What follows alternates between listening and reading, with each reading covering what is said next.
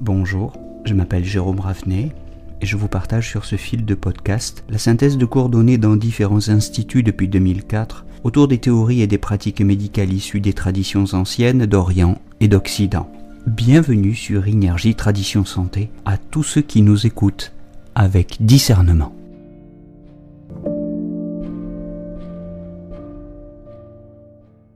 Continuons notre cours d'introduction à la pharmacopée. La présente capsule est consacrée à la question des associations de plantes. Alors, un certain nombre de plantes peuvent s'utiliser seules et je leur consacrerai alors un intérêt particulier dans des monographies, si vous voulez, consacrées.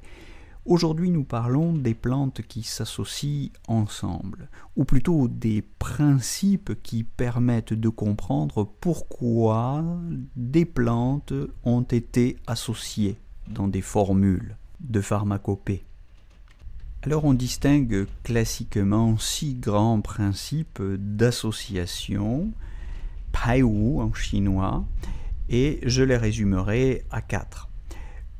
On va faire simple au début, d'autant que s'il est intéressant intellectuellement de comprendre comment fonctionnent ces associations, je déconseille évidemment à tout débutant de modifier les formules classiques avant d'avoir une maîtrise suffisante de la pharmacopée, bien sûr.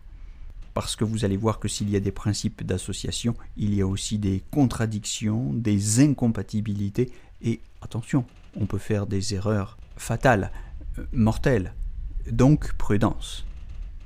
Alors, le premier principe, c'est le principe de synergie. Xiangshu en chinois, c'est l'utilisation combinée de plantes qui ont des natures et des effets semblables dans le but de renforcer leur objectif commun. Le deuxième principe, c'est celui de la potentialisation, xiangshi. Il s'agit de produits qui possèdent des propriétés communes ou complémentaires, qui renforcent significativement l'action d'un produit principal. Et leur action globale est donc ainsi bien supérieure à celle de chacun pris séparément. Bon, vous voyez déjà que synergie, potentialisation, c'est bonnet blanc et blanc bonnet. Je pense qu'on peut au moins au niveau d'un étudiant débutant les ramener à un même principe. Il s'agit de combiner des substances semblables aux actions semblables et on comprend que cette addition augmente l'effet thérapeutique collectif. Le troisième principe, c'est l'inhibition, xiangwei en chinois, l'inhibition par un produit des effets secondaires ou des effets toxiques d'un autre produit. Cette inhibition est plus ou moins complète et c'est la raison pour laquelle les Chinois distinguent l'inhibition de la neutralisation, xiangsha. Xiangsha, c'est la neutralisation des effets secondaires ou toxiques par un autre remède. Mais enfin, vous voyez que les deux, neutralisation et inhibition, sont là encore synonymes. Cette neutralisation et cette inhibition sont des associations qui combinent des substances, des produits, atténuant ou supprimant la toxicité ou les effets secondaires de remèdes, de produits dont on ne peut se dispenser, en raison précisément de leur effet thérapeutique principal. Mais il y a aussi un principe de limitation, c'est le 5e principe d'association des produits, Xiangwu. Ce principe de limitation ne concerne plus les effets secondaires ou toxiques, mais il concerne l'atténuation ou la suppression des effets thérapeutiques principaux d'un remède par l'interaction d'un autre produit. Il se peut qu'un produit trop chaud est à être un petit peu tempéré, modéré. Donc dans le principe de limitation, on ne cherche ni à inhiber ni à neutraliser les effets secondaires, on cherche à modérer ou à tempérer l'effet principal.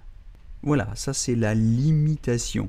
Il s'agit d'associations combinant des substances antagonistes qui vont diminuer ou affaiblir certains objectifs thérapeutiques initiaux, afin d'éviter, comme on pourrait le dire simplement, d'utiliser un bazooka pour tuer une mouche. Le dernier principe enfin qui va nous intéresser, c'est celui des antagonismes. Attention aux associations de remèdes qui produisent des réactions toxiques ou des effets secondaires indésirables. Les antagonismes, en chinois xiangfan, c'est évidemment la bête noire de tous les étudiants en pharmacopée lorsqu'ils veulent commencer à intervenir dans les formules classiques pour faire des modifications. Car il serait gravement dommage d'intervenir dans une formule classique, bien sûr en vue de l'améliorer, en y ajoutant un produit qui serait incompatible avec un remède qui s'y trouve déjà, et en provoquant une interaction néfaste. Donc il faut tout de suite dire qu'en clinique, les associations combinant des produits incompatibles sont proscrits.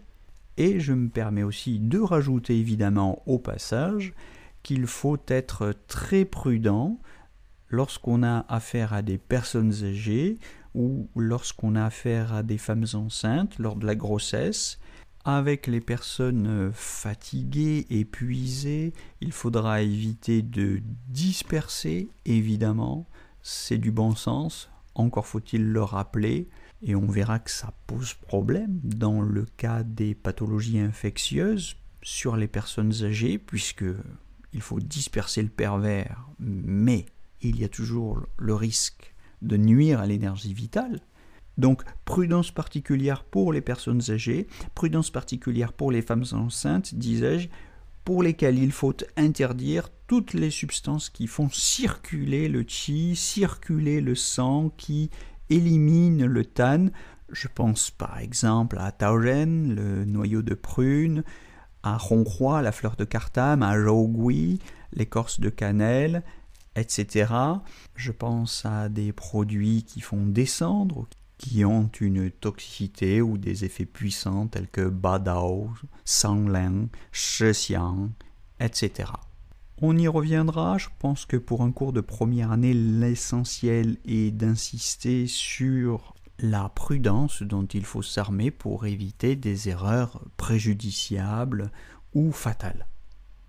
Alors je propose d'en rester là pour aujourd'hui et de vous retrouver pour un cours de deuxième année d'approfondissement sur ces principes d'association pour vous donner la liste précise de toutes ces incompatibilités, de ce qu'on appelle les 19 craintes et les 18 incompatibilités.